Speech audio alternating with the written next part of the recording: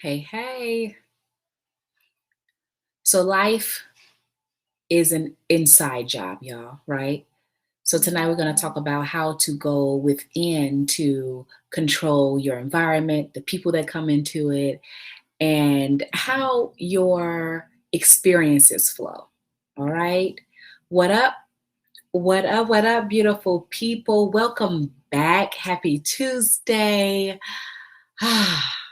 We're talking about energy laws, um, law of attraction, whatever label you're comfortable with. And last week we had a conversation around how to really harness your own power to build a foundation where you know who you truly are so that you can get the things that you want in life. Okay. And I told you last week that I would tell you more about how to control the people in your environment, how to control your environment better. So that's what we're going to talk about today. And in real life, it's real simple. Like, we don't have to be here all night. The simple truth is, you are to be the person that you want to meet because you only always meet yourself.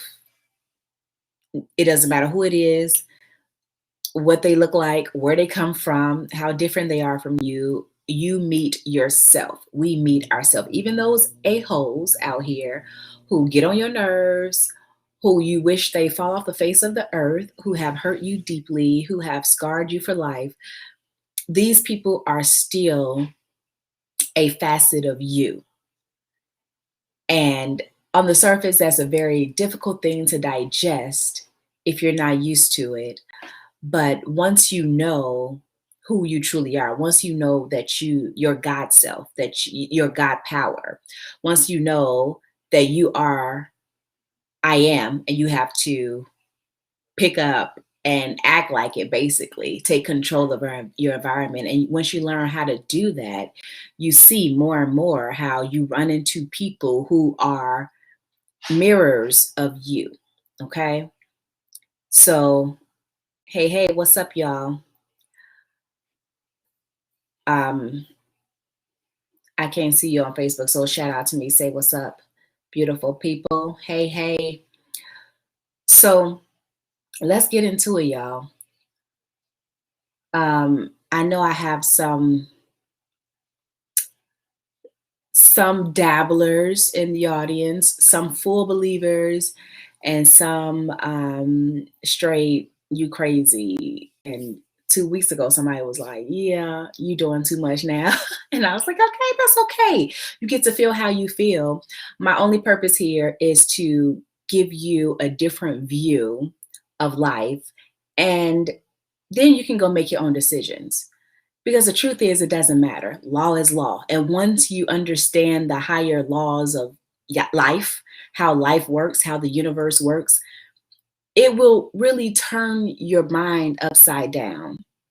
And so that's the hard part sometimes. Once you start learning the real truth, some people just lose their shit. Like, it's crazy. It's like, what? It's hard because it shakes up your identity. And your identity is everything. Human beings will do anything. We'll go through the fire to the wire, as Shaka Khan says, to maintain, to hold on to their identity. And you're no exception, and I'm no exception. We all do it. So when you learn something that shakes up your identity, everything you believe in, everything you stand for, who you think you are, it's hard to accept it at first. It's really difficult to accept it unless you went in with that premise, like you were looking for something. It's hard to shake up your identity. So, you don't have to take everything at once and try to build a new you, but I encourage you to listen to these videos because I'm going slow on purpose so that you can build a foundation towards your higher self, higher purpose, which is to expand, and that's it. So it doesn't matter how you do it or what else you get into on this earth. You, us, me, in this physical form is just a small part of me, the big spiritual person spiritual form, not person, form that has always been and still is and will always be. So it's just a transference of energy. And I transfer some energy into this body for the time being so I can come to earth and I could have experiences, face my limitations so that I can expand even more. And as I expand here on earth in this physical realm, the larger me, the larger spiritual version consciousness of me expands as well. So we're here to face our limit. Like every soul has to face their limitations. And so when you meet that a-hole who sends you in a tailspin and ruins your life and causes all kind of trauma, whatever, go down the list, okay? A lot of things. When you meet that person and you think there is no way I could have attracted this horrible person in my life or this horrible experience in my life, I'm saying now that you can think again and know that you did because you want to meet your limitations. Your soul, your inner self wants to meet its own limitations so that you can get beyond it, so you can make peace with it.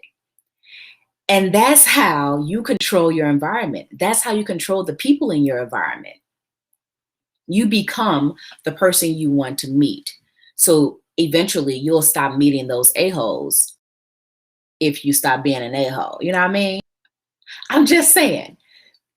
The truth is, if you notice that somebody is hypocritical, for example, then there is a part of you that is a hypocrite. Like you can't notice the faults of others without there being some little part of you that is that, because we are everything. And so just let it sink in for a while. Come back next week and cuss me out, okay? Not yet, not yet. Let's get it out first, all right, y'all? Talk to me. Hey, I see you out there. Talk to me. Ask your questions. I'm here for it all. So, what happens when we meet and mirror ourselves with somebody else? And it doesn't matter how extreme it is. I've told y'all all my business already, okay? So I've told you that I had a whole relationship with a narcissist. And why did I have that relationship with a narcissist? Because I had codependent issues, which is the other side of the coin. So we were opposite sides of the same coin and we attracted each other because he needed somebody to control. And I was ready and willing to do whatever to be loved. So we were two opposites of the same coin. We attracted each other, came together, had a horrible experience. But in the end, I realized it. I said, oh shit, this is why. This was a limitation I had. This was something that came, deeply rooted in me from trauma in my own life, from trauma in my mom's life, from trauma in my grandmother's life. Like this was generational trauma recreated, rooted deeper and deeper as the generations went on, right? And so by the time I got it, it was stupid. It was inevitable. It was like, this is going to be a part of your life unless you change it. So this crazy mofo showed up in my life so that I could see it and have the option, the opportunity to change it. Are y'all feeling me so far? You understand me? You with me? Even if you disagree, just let me know. The opportunity to see your limitations in your human form is a complete blessing, y'all. It is one of the best things that can happen to you for you.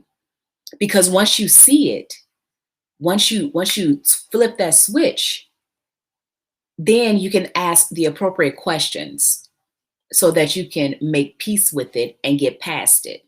So then you can build that self-confidence. Hey, thank you, girl. Then you can put up those boundaries that you really need up. Then you can grow your self-love, whatever your thing is. Once you see it, if you're the a-hole, if you're the narcissist, most narcissists don't change, but They still get the opportunity to see themselves through their codependent partners. So if you see it, you have the opportunity to challenge the status quo, which has been whatever you've been doing, to challenge your identity that you've had all this time and expand in that way. So you have to make peace with those limitations. Now, for you, well, let's just give an example, another example, because I know how difficult it is to make a shift immediately. So I'm not asking you to make a shift immediately, but I want you to think it through. A lot of people call this shadow work. Have you heard of shadow work before? Shadow work is when you basically confront those really bad parts of yourself, the parts of yourself that are mean and ruthless and assholes and, will cut a mud's head off. The parts of yourself that are really afraid and hidden, made small, hypocritical, not loving, all of those negative aspects, negative feelings and desires and thoughts we have create those what people call shadow parts of yourselves. And then you have your regular self, and you're supposed to deal with your shadow parts so that you can heal the fragmentation. We've talked about fragmentation. It's been a while. Maybe we'll do that again. But you have to heal the fragmentation from your everyday self and your shadow self. And I say shadow because I don't believe in like shadow. Like there's no shadow part of you, of me, of anyone. You are you, your whole being, period. So there is no good versus bad. It's only who you know yourself to be versus who you don't really understand yourself to be yet. So you know only certain parts of who you are based on your personality, based on the who you've made yourself into, how you identify, how you show up for other people, how you show up for yourself. You've created an identity. So that's who you know. Then there's these other parts of you who you don't take the time to get to know as well because they don't feel so good. Some of them are very painful, those parts of you. And that's where the fragmentation happens. Some of those parts of you are rooted in trauma. Some of them are rooted in pain for different reasons. Some of them you're just afraid of. Like some people, they're afraid of their greatness. They're afraid of real love. They're afraid to really see themselves. So those parts of you are fragmented from your whole self because you push them away. And I mean you, I mean us, okay? We push them away and don't deal with them because it's easier to do it that way. But then all of a sudden, you start learning about the higher truths. You start learning about law of attraction and literally how it applies specifically to you, to your life, which is what we're doing here. And as you start learning these things, it shakes up your world. So now you're like, what the heck? Now you have to go find this other part of you that was fragmented a long time ago, and you have to make peace with that part of you. You hear me? Do you think you can be in a repeated cycle without knowing? If so, what was the breaking point for you? Oh, you can definitely be in a repeated cycle without knowing. Most people are in a repeated cycle without knowing. Because it's just easy to be in one identity and stick to it and just say, well, that's just the way it is. That's the way my family is. That's the way my mama was. That's the way my grandmother was. That's the way my dad was. Like, that's just what we do. And people do that for things that they think are good and bad. So, it might be a positive thing. Everybody in our family stays married, or it seems like a positive thing. It's not for everybody. But for some people, it's like, hey, everybody in our family stays married. Like, we don't do divorce. And then that person will come along and they'll be in a horrible relationship, getting beat up every other week, and they don't want to get divorced. They don't want to leave this toxicity because everybody in their family stays married and they want to fit in, okay? Because our identity is about us fitting in because we need community. Remember, we're human beings. We need love. We need community. It's just a part of how we're made, okay? So everybody's in a repeated cycle. And at first, usually it's without knowing, and everybody's breaking point is different. You have to really want it. My breaking point was having children. When I had my first daughter, that's when I hit my what they would call rock bottom. I couldn't take it anymore. It was like, I can't live like this. I cannot repeat these cycles because I could see it in a different way then, because I had to protect my daughter in my mind. It's like, I have to protect my child, and I can't afford to let these things, these experiences, this trauma, I can't afford to let these things affect my life anymore.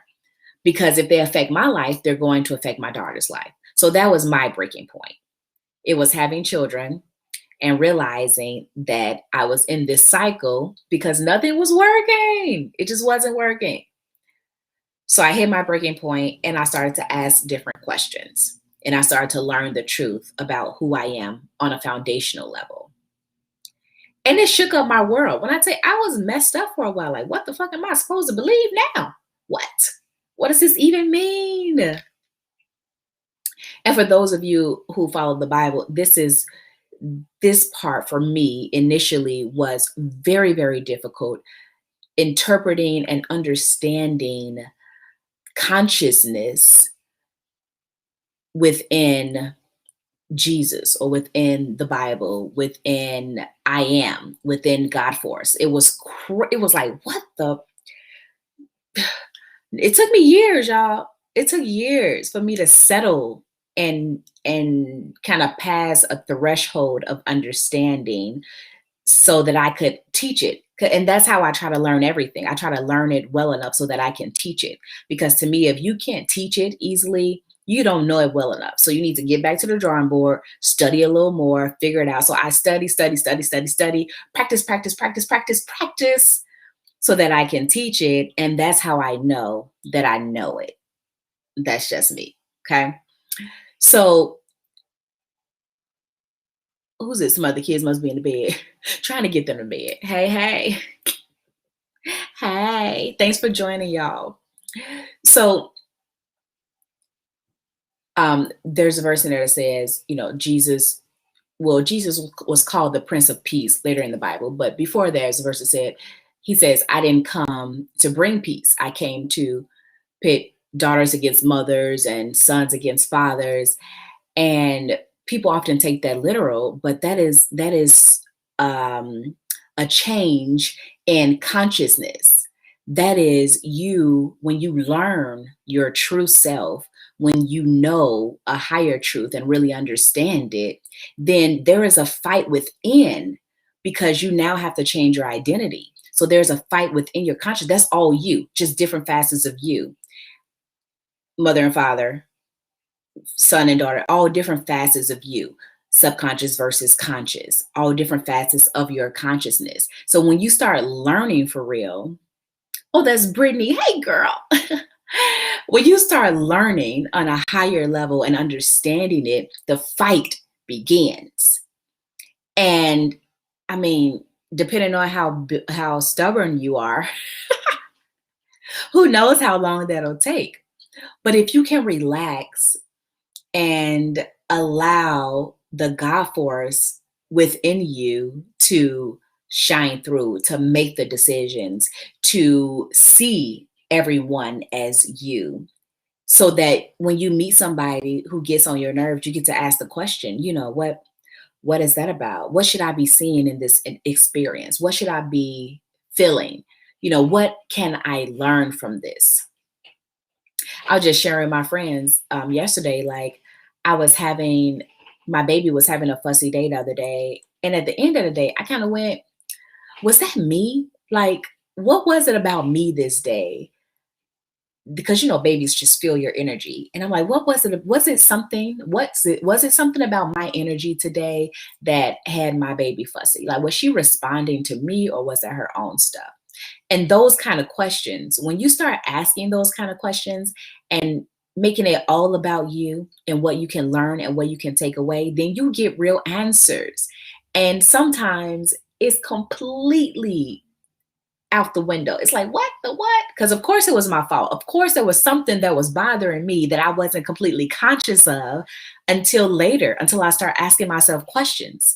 So Nobody's upset for the reason they think they are. Nobody is, okay? So when we talk about controlling the people who come into our lives, they have all of their issues, and it looks like their issues are with you because that's what they say, or maybe you're the one who has issues with them. That's what it looks like on the surface, but that's not the truth. It's not the truth for anybody because every surface issue is rooted in some underlying pain or fear, period. Everything. Because again, everything is about you. Everything is about you facing your limitations.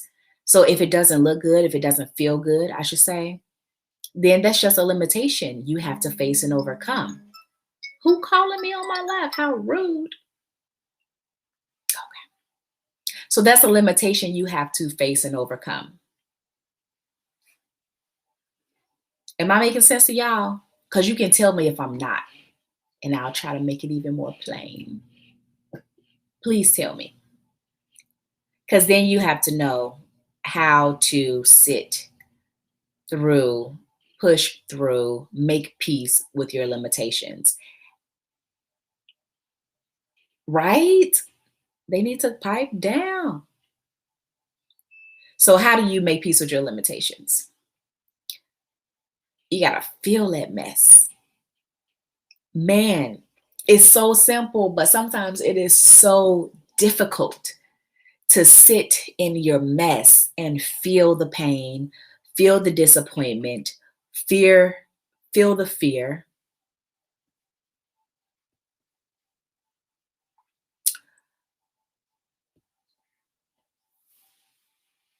You got to sit in your mess. Somebody asks, why do people abuse? So everybody is on one or the other side of the coin. So you have your abusers and you have those who are being abused, okay? But they're on two sides of the same coin because everybody is you pushed out. Everybody is a mirror of you or you pushed out. We only meet ourselves out here. So if you're the abuser, you meet people who are susceptible to abuse and vice versa. Susceptible to abuse or being abused, you meet abusers because we attract each other. So what happens is people have some type of trauma in life. Who knows what it is? Yes. So not necessarily abuse, because sometimes it's hard to quantify somebody's trauma. So sometimes they were abused in the same way they abuse others. And sometimes it was something minor that happened in their life, but it was traumatizing to them. And they chose that side because they thought it made them feel stronger. They chose to become the abuser versus the person who gets walked over because it feels stronger. So it's true that hurt people hurt people. That's very true. And that's still a thing. But when you know the higher truth and you know you have control over it, and that's the best thing about knowing the truth, knowing that you have the God force. That's the best thing, is that you know you have control. So it can't control you. Abusers can't control you. Narcissists can't control you. Nobody can control your reality but you. So once you understand who you are and you understand you have control, then you don't have to be that abused person.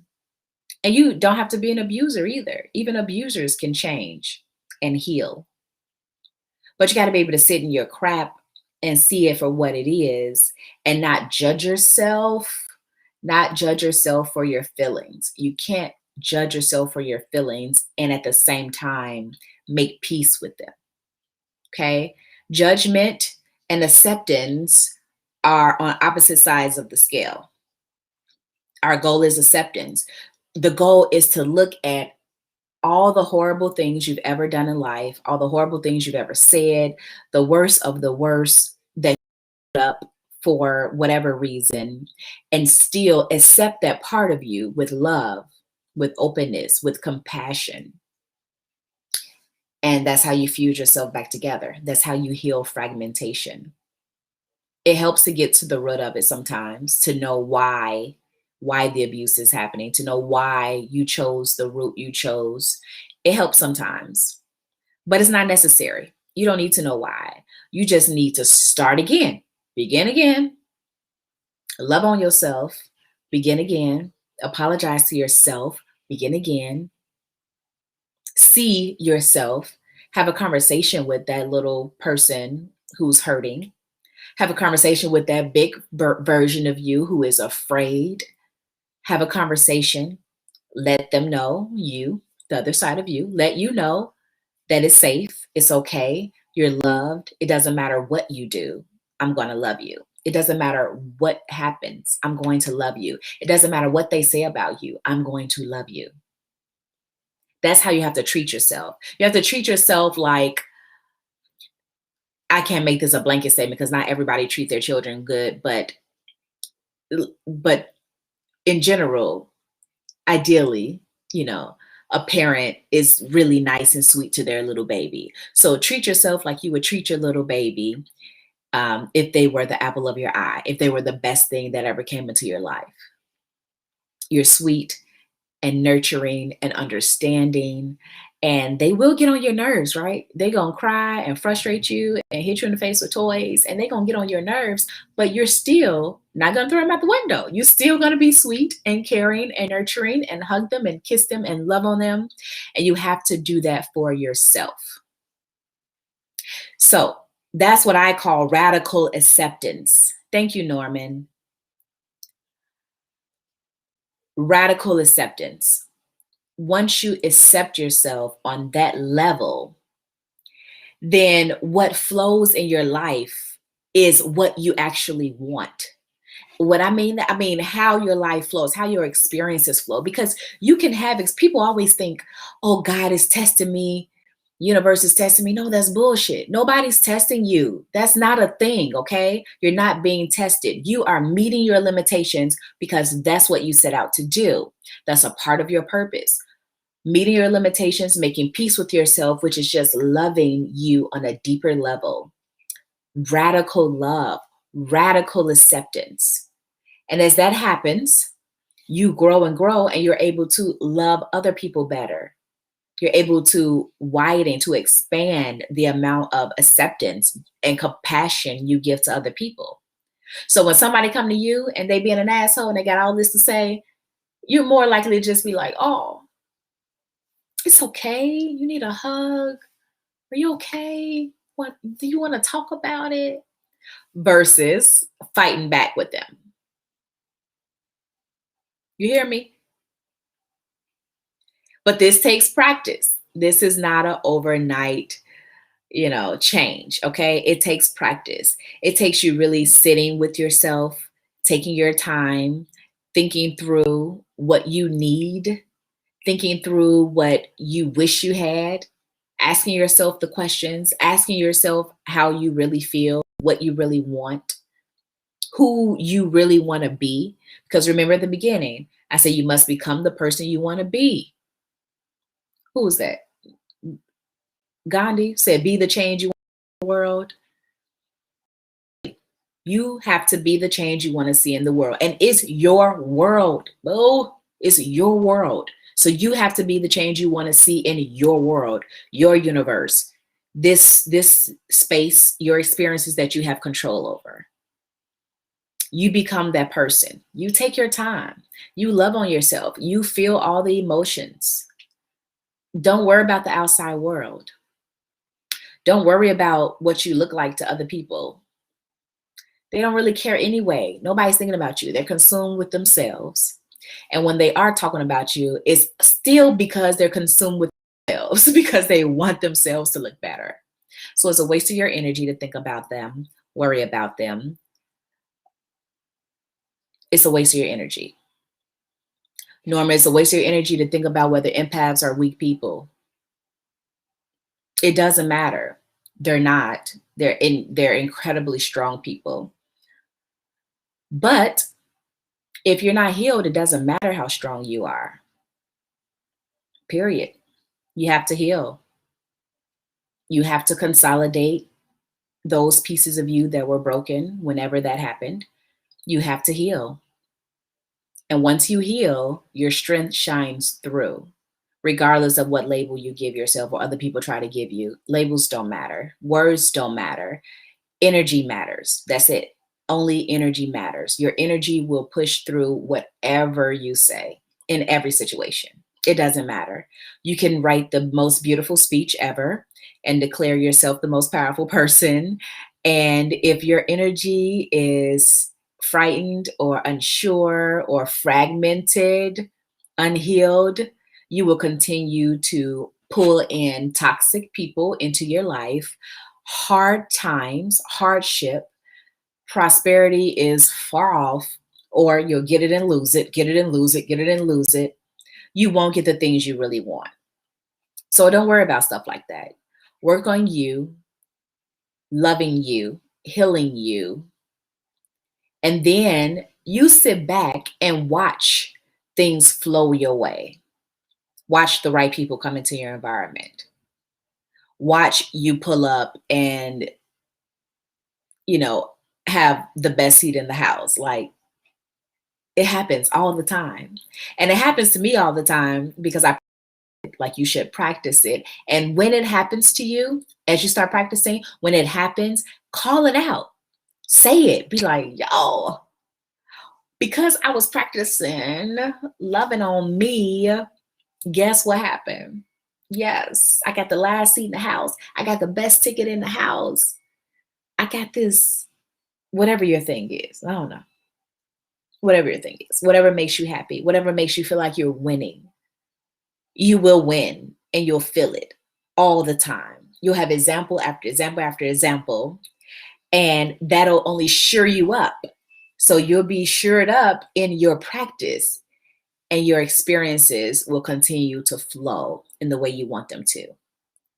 So control your own environment by creating you. You create you, recreate you, whatever you need to do, but create you through love and compassion and radical acceptance. And then other people won't bother you. They won't be able to. They might try because they want that. Everybody wants that. Let me tell you, everybody wants what you have when you are sure and happy and easy and loving. Are you freaking kidding me? People want it. They want it so badly. So either they're going to be in your space because they're actively trying to be on that same track, or they're going to try to come near and bounce off because they're trying to go against you because they're mad they don't have it. One or the two. But if you're practicing, the people that get in your space will be the people who are on your level, who are on your same wavelength, who are flowing in positivity, who are flowing in love, striving for more radical love, striving for radical acceptance. The people who are practicing the things you practice are the people who will come into your life. Your relationships get better. All of them. All of them. All your relationships get better. And let me point out, I'll be a smart aleck. It's okay though. So let me know. But let me point out, the relationships that leave your life when you are better as an individual, when they leave, that is still in your best interest, okay? Just because you want it don't mean it's what's best for you. A lot of times we want those toxic people in our lives because we love them. They're our mothers and siblings and shit, our friends, our spouses. We love them. And sometimes we want them. But your commitment should be to you and only you, not even your children or spouse. Your commitment is to you. You can't serve them without being the best you can be. So you commit to yourself, you commit to knowing the highest truth, and you ask yourself those questions every day. Ask yourself how you can love yourself even more today. Every day, every morning, I ask myself that, and I'm dead freaking serious. I be looking for the answer. What's going to make me even happier today? How can I love myself even more today? Oh my gosh.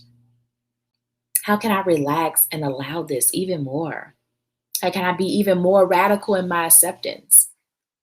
And opportunities come all day, every day. They show up. And then I show up because I'm here for it. I show up. Okay. And it's not always easy. Sometimes it's like, no, this is not what I asked for. Wait a minute. But it is, because it always works out in my favor. Things always working out for you and me and you and you and you and you, all of us. So give it a try. Give it a try. Y'all gonna give it a try? What do you think? Can I get somebody to give it a try? Can I get a commitment? Can I get a sharer for next week? Can somebody give it a shot? I say it, I mean radical love for yourself, because somebody take the time to sit with yourself and see an ugly part of you and love that part of you and tell that part of you, I'm sorry I haven't been paying attention to you. I'm sorry I haven't given you what you need. I'm sorry I left you over there in the dark while I was trying to be over here, looking like I got it all together. I'm sorry. I do love you. I do accept you. I do want you. And you're not bad. There's nothing wrong with you. Come on over here. Get this love. Get this hug. Feel better. Be a part of us again.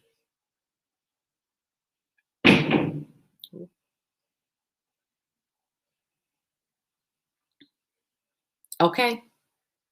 I got a yes. I only need one. Thank you. So I'm about to all y'all next week because I want to hear that you're trying. It's a practice. It's a practice, people. And I know some of you, it's going to take some time for you to download. Take your time. You're not on anybody else's time. So take your time. Understand what's going on. If you have questions, ask me. Ask questions. If you don't want to ask me, ask somebody else, but ask questions. Shit, ask yourself questions. All right, I got 2 yeses. I'll see y'all. And when I say ask yourself, I mean your higher being, your inner being. Ask your spiritual self. Ask yourself questions. That's how you'll get your best understanding every time. But believe me, it is worth the practice. It's worth a try over and over and over again. Okay? Practice it, y'all. And come back next week. And we're going to continue this conversation around energy laws. This is bringing me all kinds of joy. So I'm so happy that y'all are here with me. Thank you for being here. And next Tuesday, 8 p.m., we're right back here, taking it slow, breaking it down so that we know how to control our own little universe while we're here on Earth. Okay? Until next time, y'all. Peace and love.